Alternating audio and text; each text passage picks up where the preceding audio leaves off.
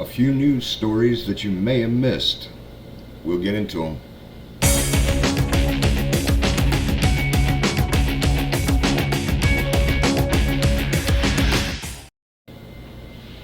Welcome to the Opinionated Prepper.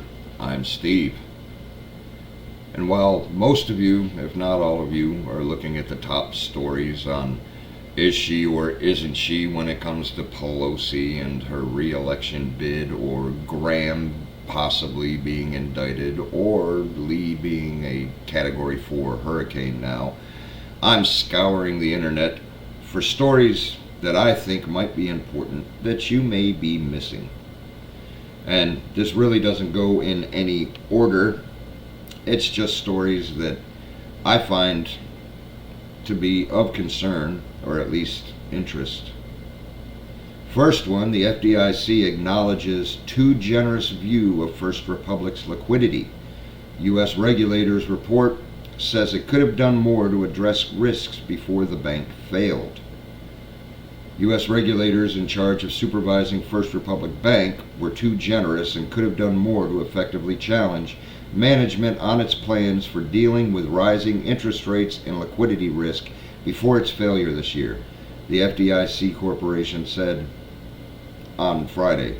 The FDIC's first in-depth report into California-based First Republic's collapse put the blame squarely on a loss of market and depositor confidence that's been triggered by the demise of Silicon Valley, Boy, I must have been thinking of something that uses silicone. Bank in March. But the financial watchdog acknowledged that its supervisors could have done more to address specific factors that made First Republic especially vulnerable to dramatic and severe contagion effects, including a bank run. These included the bank's rapid growth, reliance on uninsured deposits, and failures to mitigate interest rate risk. Well, it's good to see the FDIC is actually maybe taking a little bit of blame on some of the stuff that they're doing. But too little, too late, right? What they're pretty much saying is, sorry, we forgot to think about how panicky sheep get. Another story that I'm looking at, those of you that know me know that I try to keep my finger on the pulse of food. Rise in services, manufacturing prices spur fear the Fed has more work to do on inflation. I don't even really need to read the story on this, actually, because I just said it all. They're saying the Fed has more work to do on inflation, which means that they're mitigating risk. They're softening the blow on higher interest rates coming up in November. So you might look out for that, because that's all we need is rising interest rates. There's something that I was looking at that I don't know if people are giving it its due concern. A lot of people are saying that this is a good thing, but it makes me a little bit nervous, and I'll tell you why. The IRS will use AI to crack down on wealthy potential tax violators. The latest artificial intelligence area of use, tax collection among the nation's wealthiest. I don't know if you guys got into it. They said they're going after like 1,600 millionaires that are hundreds of millions of dollars behind in taxes, and they're going after 75 corporations, the largest corporations, that have more than 10 billion in assets on average. But that's good, right? No, that's not good. Honestly, think about it. I've been saying that they're going to use AI, and I started saying that whenever they hired 87,000 new IRS agents that are all strapped and ready for business. If you think about it, I want you to go back to the American Rescues Act. It says, in addition to providing targeted aid for child care, eviction prevention, schools, and other services, it included $350 billion in fiscal recovery funds for states, localities, tribal nations, U.S. territories to address the related budget gaps and to help people and businesses hit hardest. Well, that sounded good to us, right? The American Rescue Plan of 2021, it amended some sections of the Internal Revenue Code to require third-party settlement organizations like PayPal to report goods and services transactions paid to customers with $600 or more in annual growth, $50 a month, on 1099-K forms.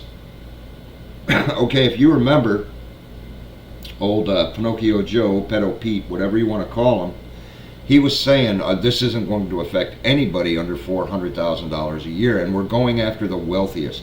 We're targeting the wealthiest who aren't paying their fair share. Okay, how many of the wealthiest have to be concerned with $600 a year? Think about that.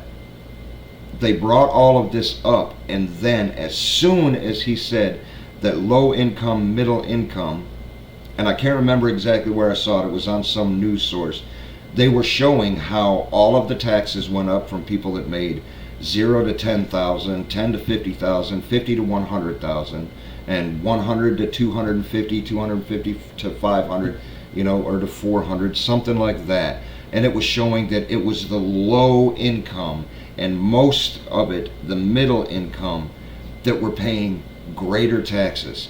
That doesn't sound like going after the wealthy. That doesn't sound like anybody under 400K a year has to worry about this stuff. A report shows IRS tax audits target and burden lower income families. So if you have AI being used right now and they're saying, no, we're the good guys, we're the good guys, we're the good guys, we're going after the millionaires that just shirk the system and get away with everything. That's what they told us about the American Rescue Plan.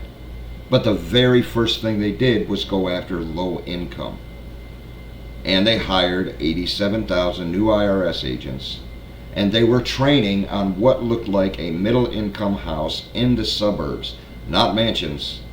So why would they need that? And why would they need to train in a house in areas that looked like somebody from middle income lived there? You have to read between the lines, ladies and gentlemen. You have to see exactly what they're doing. They say that they're going to go after high income and millionaires, but they're not. I mean, it's the millionaires that are paying them.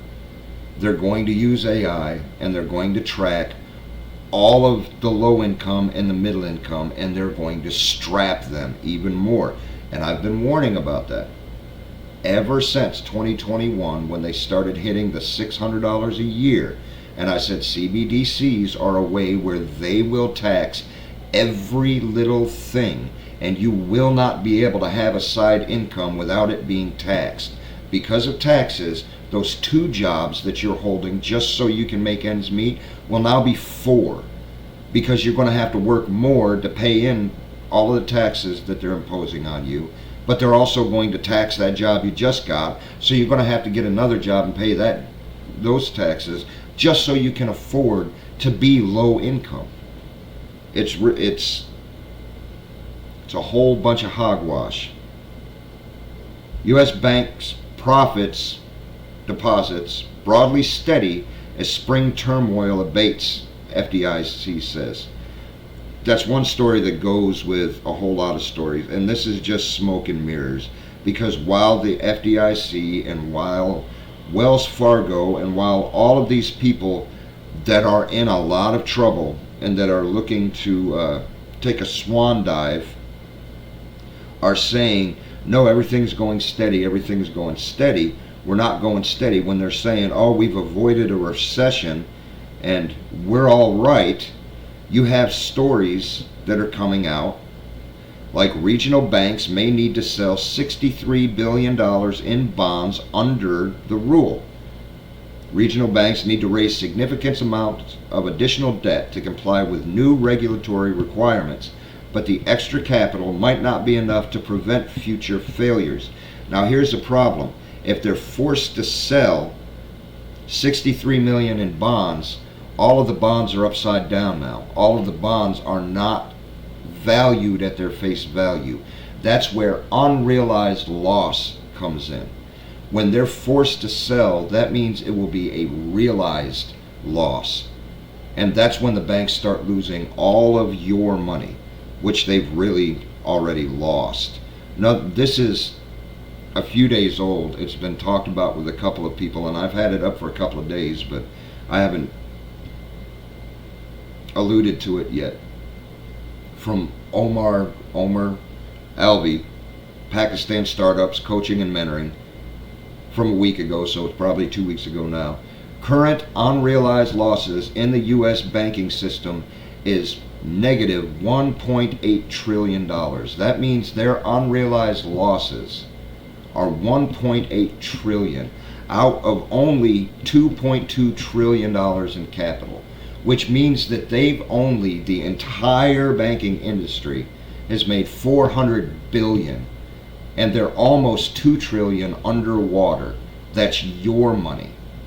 They're hoping that the price of bonds are going to come back up and that their unrealized losses are mitigated somehow. But if they're forced to sell, that becomes realized. That means that they have realistically lost money. You have to think about that.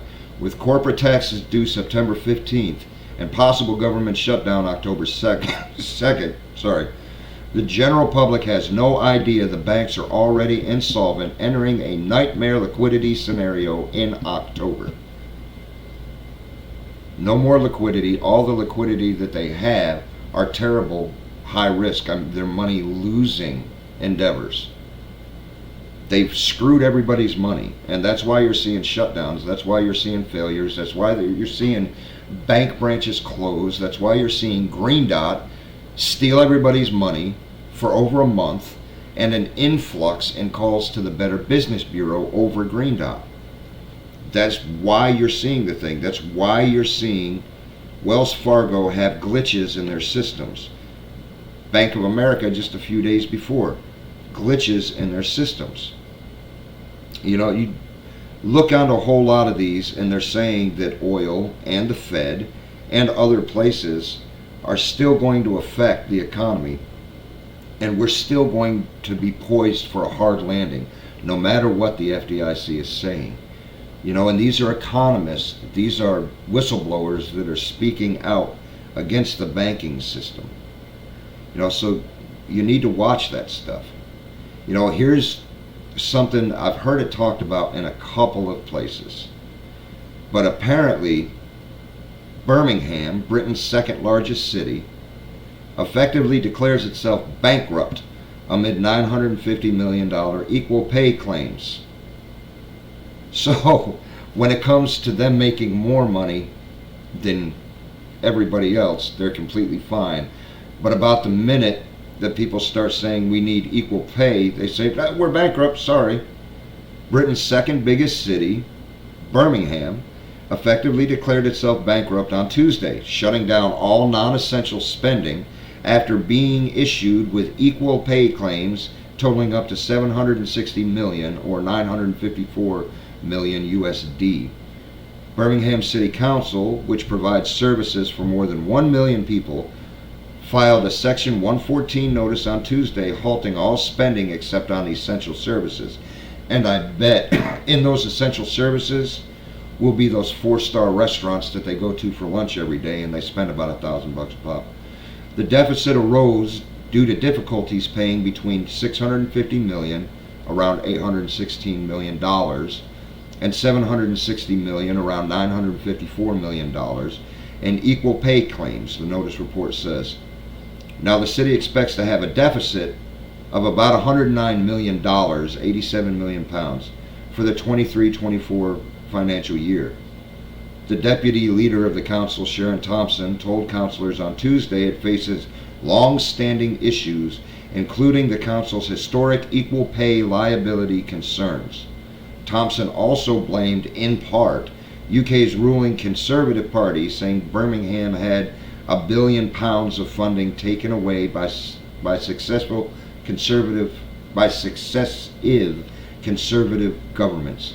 Local governments facing a perfect storm, she said. Like councils across the country, it's clear this council faces unprecedented financial challenges.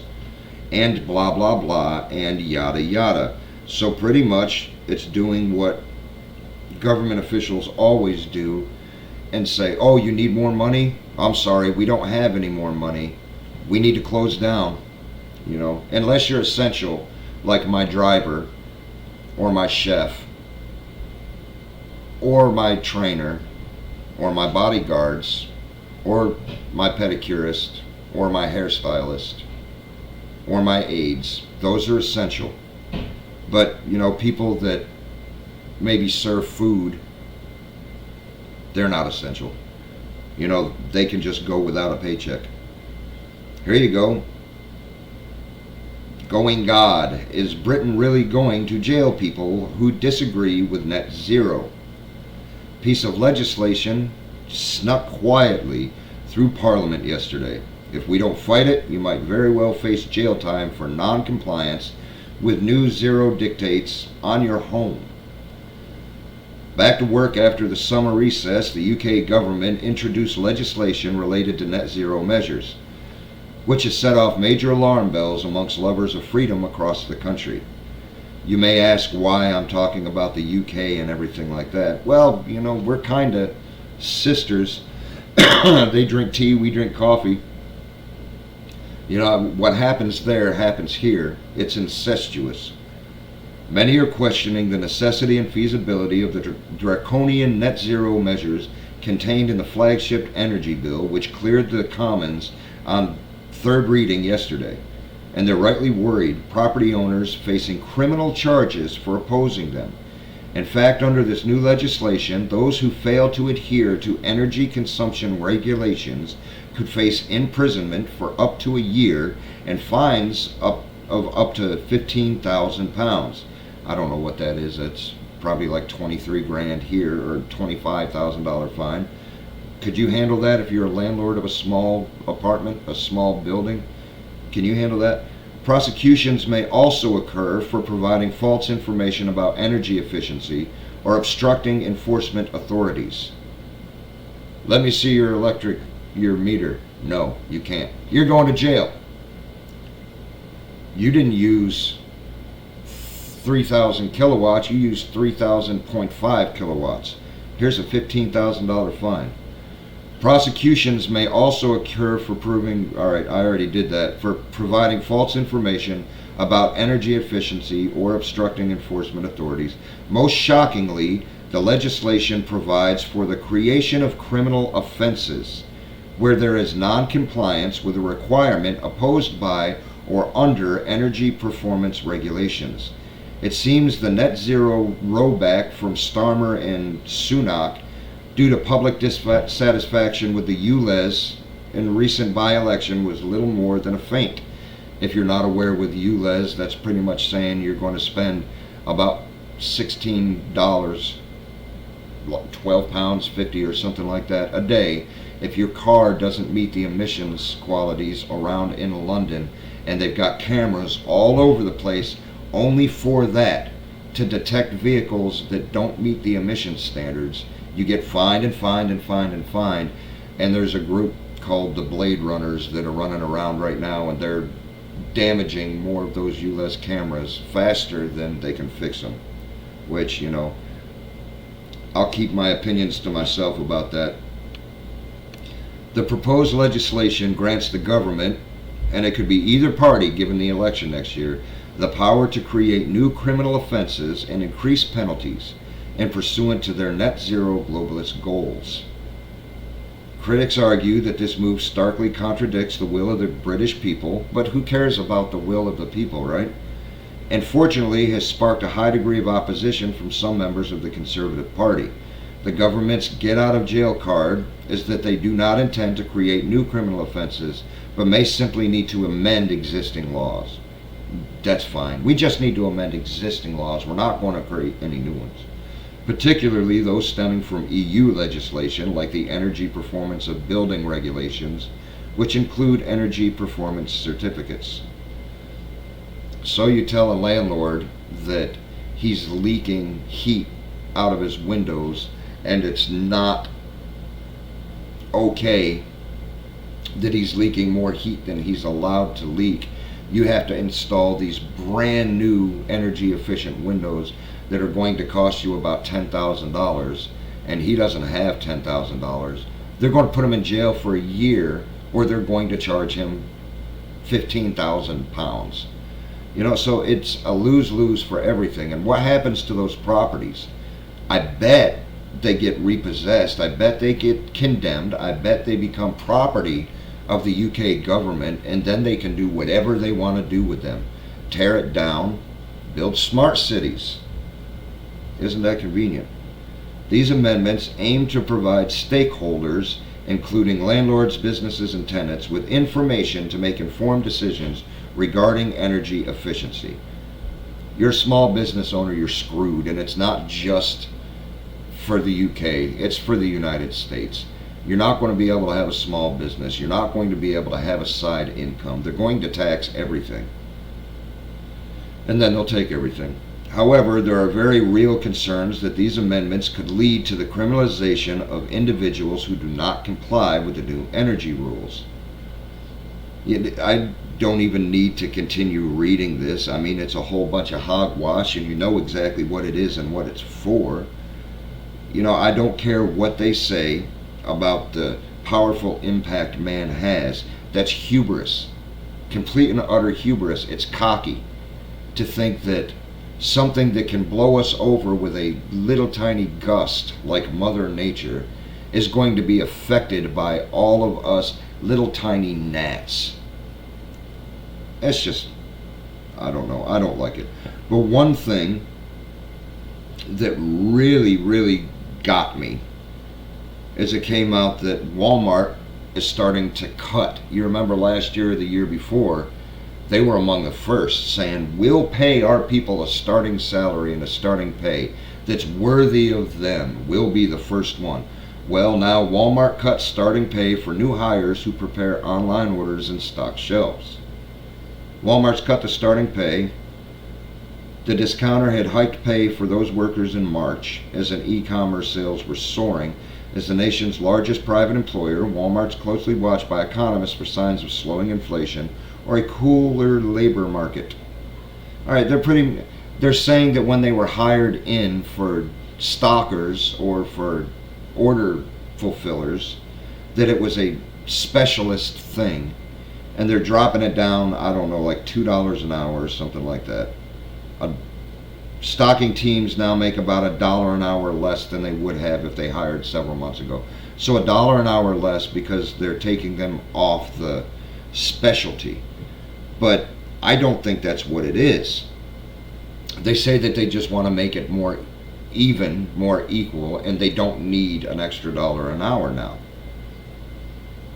That's not what I think it is. Walmart chases higher profits powered by warehouse robots and automated claws. Walmart is accelerating its use of automation across its supply chain as it chases higher profits. The company showed off Automated Distribution Center in Florida at an investor day. He anticipates the retailer's workforce will stay about the same size, but said its composition will change. They're dropping rates, and they're going to drop the amount of stockers that they have. One way that you drop the amount is the people applying.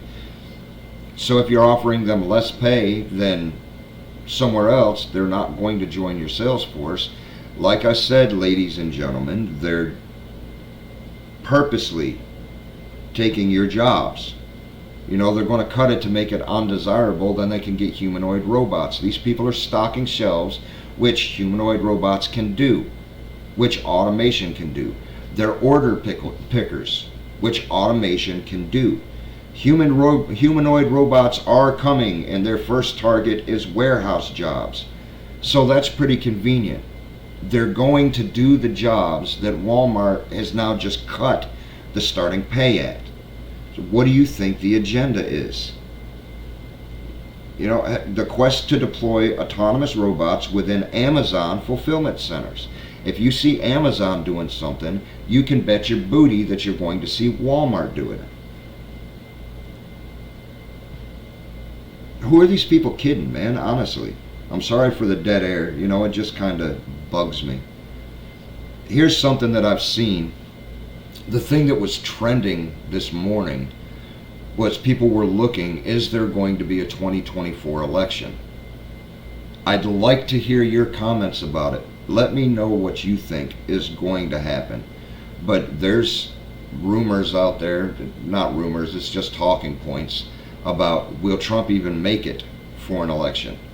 You know, are they going to have an election now that he's indicted on this and this and they show the popularity?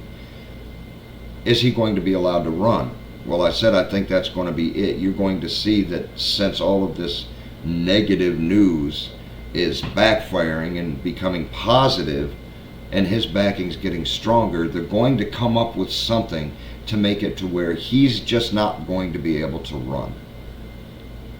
An official removed from office under 14th Amendment speaks out as Trump case looms.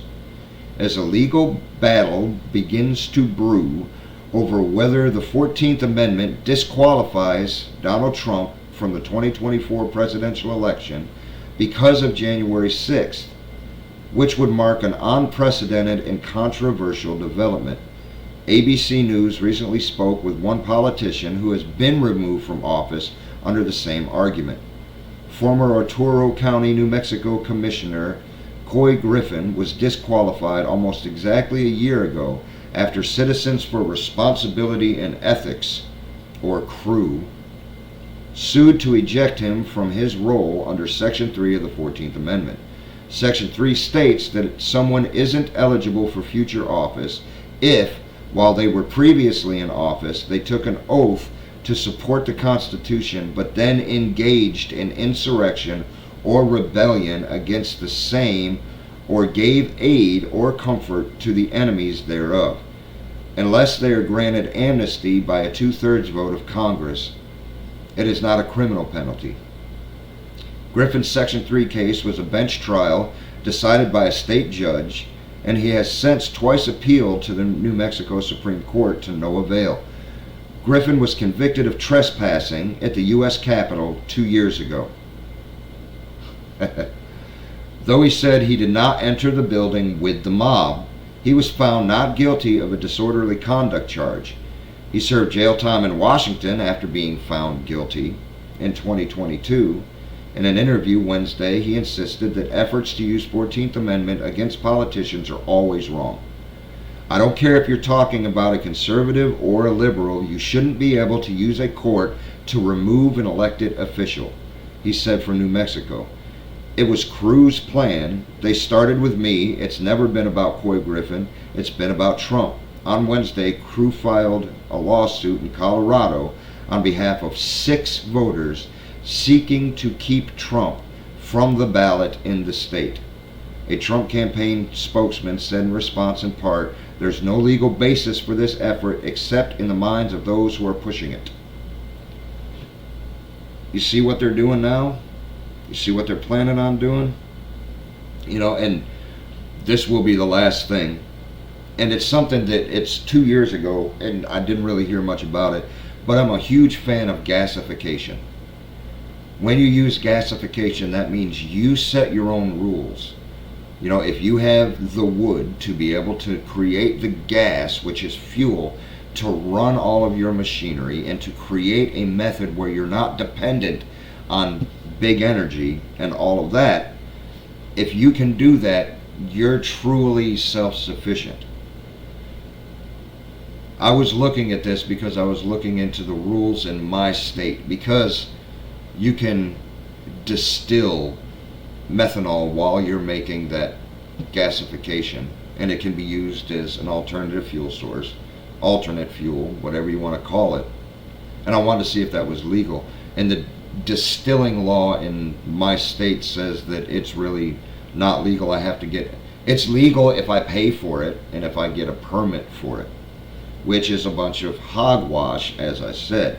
But the U.S. agency, the EPA, is soliciting information and requesting comments to assist in the potential development of regulations for pyrolysis and gasification units that are used to convert solid or semi-solid feedstocks, including solid waste.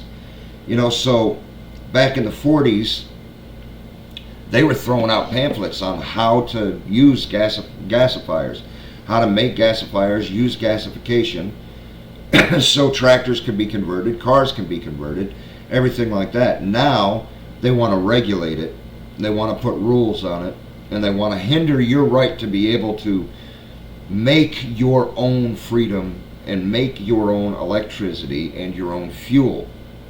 Just a way to screw you to put more regulations on it. I'd like to know where you stand on this overall outlook, where it's going to stop. Are we going to be regulated into a revolution? That's what I'm wondering, because laws are becoming more and more prolific. We're starting to get harsher and harsher punishments. They're using loopholes to turn one law into another law. And if it has nothing to do with a crime that you committed, they're finding ways to manipulate the wording of it so it includes something that it was never meant to include. You know, when you go to $1,000,000 graduate colleges for law and you have law scholars, you can get the law, just like the Bible, to say anything that you want it to say. Now, I don't have that time or money to hire anybody or to learn it myself. I don't have 516,000 lawyers on my payroll to find a way to persecute the government, but they sure as hell have that to persecute us. Let me know your thoughts. If you have any news articles, anything pertaining locally, you know, a state law or bill that's passing, like a law that's passed, like a bill and stuff that they're looking into in Arkansas is saying that they're looking to limit the FOIA, Freedom of Information Act. Limit the type and the amount of information that you can get from it. So that's still a form of censorship. That's still a form of keeping things secret, because all they have to do is say, sorry, this lies under the category of none of your business. That gets on my nerves. And it's coming out just about the time where a lawyer is suing the state troopers, the state police, because he filled out a Freedom of Information Act to find out travel records of Governor Sanders and where she's going and what she's been using her plane for and all of that stuff. Is she actually going to meet with people and do business, or is she flying to Paris to go to Euro Disney? Is that still a thing? I don't know, but I'd be interested, you know, just like that in Hawkins County in Tennessee, where they tried to sneak by saying, we have the right to tell you what you can and can't do on your land. You know, that became a national thing, but only after all of that happened, they tried to sneak it through. By the grace of God, they found out what they were trying to do, and people rallied and put a stop to it. You know, but if we don't have the luxury of doing that in our local communities and all of that nonsense, then we may be caught with our pants down. Just like how they quietly passed through the law in Britain to make criminals and give jail time to people who didn't agree to their net zero policies. We need to stay informed, ladies and gentlemen. But if you have any stories, if you have any bills people are trying to pass or anything like that, put it in my comments, and any one of them, put it in capital letters. You know, I have a tyrannical act or something. Just put something in capital letters to let me know that it's what it's about. Or you can send it to me through my email address, aholequestions@gmail.com. Either way, I hope maybe this perked your interest a little bit, and God willing, we'll see you tomorrow.